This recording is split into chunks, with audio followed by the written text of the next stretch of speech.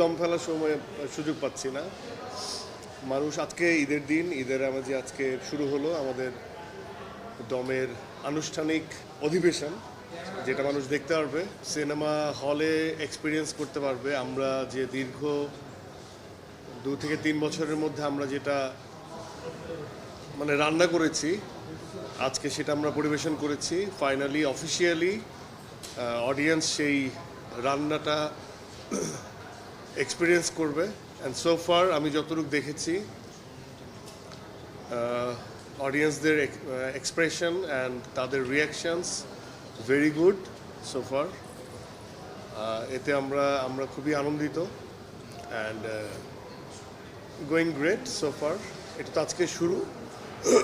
আমার খুবই ঠান্ডা লাগছে, এই জন্য কথা বলতে একটু কষ্ট হচ্ছে। ভাইরাল অ্যাটাক, তো তারপরেও দমের কোনো অভাব নেই। আমরা চলে আসছি আপনাদের সঙ্গে দেখা করতে, আমাদের মত বিনিময় করতে। অ্যান্ড আমি সবসময় যেটা বলি যে আমি যতদিন বেঁচে থাকবো, যতদিন সিনেমার সাথে জড়িত আছি, আমি এই হলে অডিয়েন্সদের যে রিয়াকশনস, সেটা আমি একদমই ফিজিক্যালি এক্সপিরিয়েন্স করতে চাই। এর থেকে সুন্দর বা এর থেকে অস্বাভাবিক সুন্দর আর কিছু হয় না। তো আমার কথা হচ্ছিল আমার ডিরেক্টরের সাথে, সেও একই মতাদর্শের মানুষ। সে বলতেছিল যে আমি পাগল হয়ে আছি, কখন আমি আমার অডিয়েন্সের যারা দেখবে তাদের রিয়াকশানগুলো আমি শুনতে পাবো নিজে। সো আমি অডিয়েন্সের সাথে বসে একটা শো দেখতে চাই। আমরা আজকে দেখব অডিয়েন্সের সাথে বসে একটা শো। অ্যান্ড প্রতিনিয়তই বরাবরের মতো আমাদের জার্নি বহাল থাকবে। আমরা যারা দেখতে আসছে তাদেরকে অ্যাপ্রিসিয়েট করি। বাংলা সিনেমার সঙ্গে তারা আছে, শুধুমাত্র আমাদের সিনেমা না, তারা যে সিনেমাই দেখতে আসুক না, যার সিনেমাই দেখতে আসুক না কেন, আমাদের এই আমরা যেগুলো সৃষ্টি করি, আমাদের ডিরেক্টর টোটাল কলাকুশলী মিলে যেটা তাদের জন্য সৃষ্টি করি, তারা দেখতে আসে, সেটা এক্সপিরিয়েন্স করে। সেই জন্য আমরা তাদের কাছে থ্যাঙ্কফুল। যে সিনেমাই দেখতে আসবে না কেন, আমার উচিত বা আমাদের উচিত তাদেরকে সেই অ্যাপ্রিসিয়েশন দেওয়া এবং তাদের কাছ থেকে অ্যাপ্রিসিয়েশন একদমই সামনাসামনি নেওয়া। সেটা তো আর সবসময় হয়ে ওঠে না, সবার কাছ থেকে হবে না, বাট যতদূর পারা যায় আমি সেটা এক্সপিরিয়েন্স করতে চাই।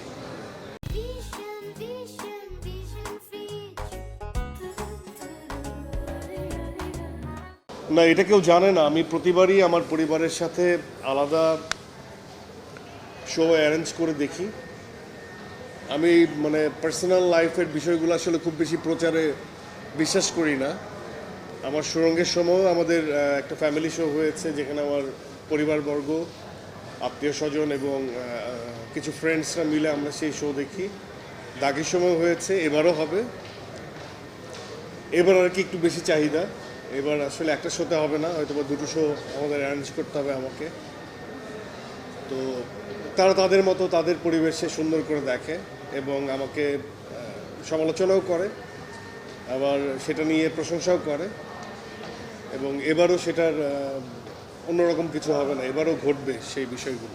ঈদের সকালটা আজকে, যেহেতু আমি 2 দিন ধরে খুব সিক, ঠান্ডা,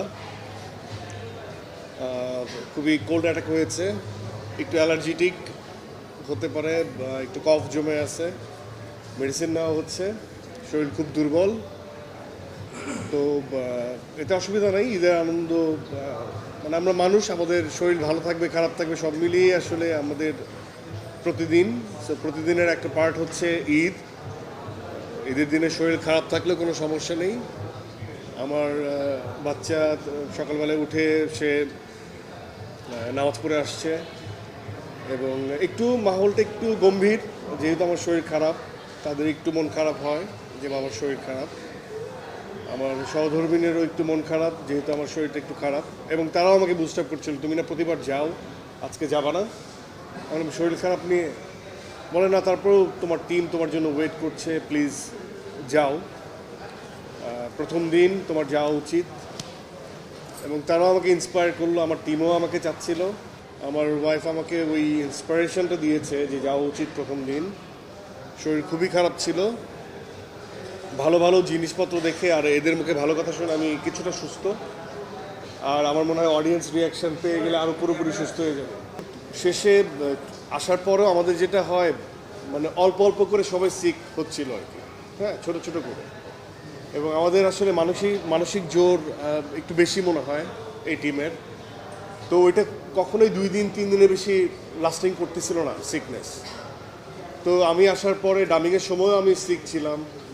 ডাবিং শেষ করার পর আমরা সবাই এত বেশি ইনভলভ প্রত্যেকটা বিষয়েই, হ্যাঁ। তো রনিও মাঝখানে একটু সিক হয়ে গিয়েছিল, শাকিল মাঝখানে একটু সিক হয়ে গিয়েছিল।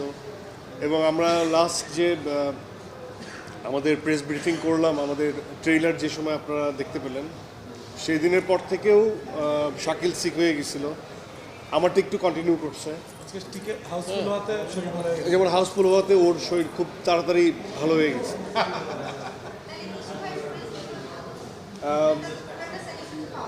Medication and proper rest and obviously আরাম।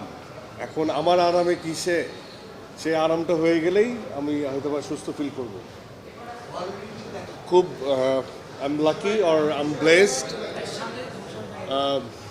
যে আমার মানে বিভিন্ন এজ গ্রুপের দর্শকরা আমাকে পছন্দ করে। এটা বৃদ্ধ একজন বাবা মা হোক, বৃদ্ধা হোক, বৃদ্ধ হোক, ইয়াং বয়সী মানুষ হোক এবং খুবই ছোট বয়সী বাচ্চা কাচ্চা হোক। এটা আমি জানি না, এটা হয়তো আমার advantage or I am blessed. এবং আমি আসলে খুব মানে হিউম্যান, একদম রিলেট করতে পারে, একদম সাধারণ মানুষ রিলেট করতে পারে এরকম চরিত্র নিয়েই আমি কাজ করি, সোফার কাজ করে আসছি।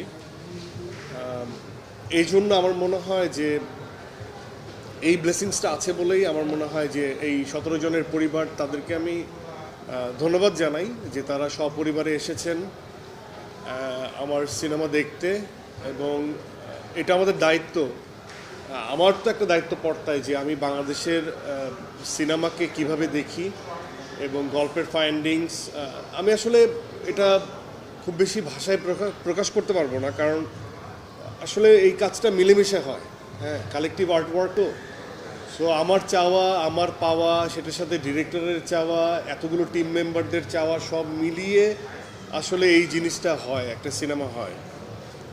তো সেই ক্ষেত্রে হ্যাঁ, অবভিয়াসলি যারা সুন্দর কথা বলছেন, যারা খুবই তাদের নাইস এক্সপিরিয়েন্সের কথা বলছেন, তাদের কাছে আমি এবং আমার টিম কৃতজ্ঞ।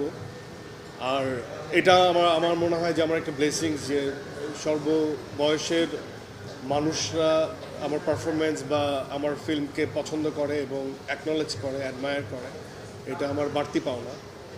তো এটাই এই সময়টা বা এই মুহূর্তগুলো যেন এরকমই থাকে সামনে, নিয়ার ফিউচার আর অনেক দূরবর্তী ফিউচারেও যেন এমনই থাকে, এটাই আমি প্রত্যাশা করি। আর এটা আসলে মন ভালো করার মতো নিউজ যে সবাই দেখছে, ভালো কথা বলছে।